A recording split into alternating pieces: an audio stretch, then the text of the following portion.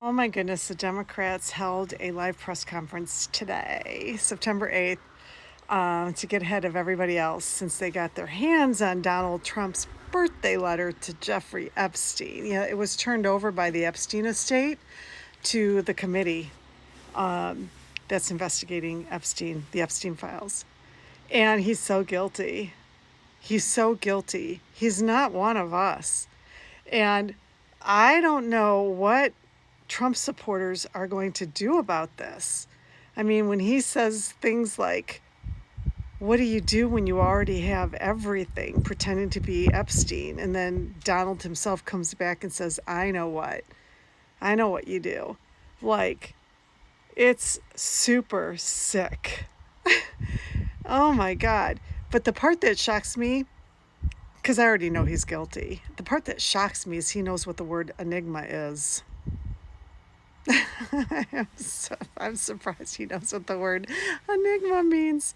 But I do have thoughts about the Democrats and how they showed up today. It was headed by Hakeem Jeffries.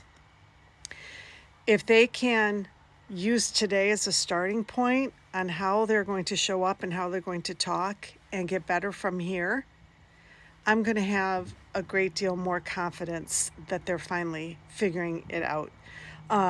The first thing I noticed is that they're loosening up, always having to sound polished and carefully crafted.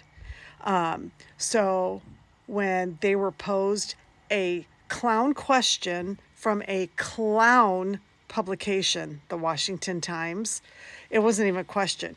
This woman just put a whole narrative out there painting the police officer who shot Ashley Bobbitt as the bad guy and planted this huge suspicion that Democrats were covering up this police officer's background. They weren't having any of it. And the way that they responded to her was perfect.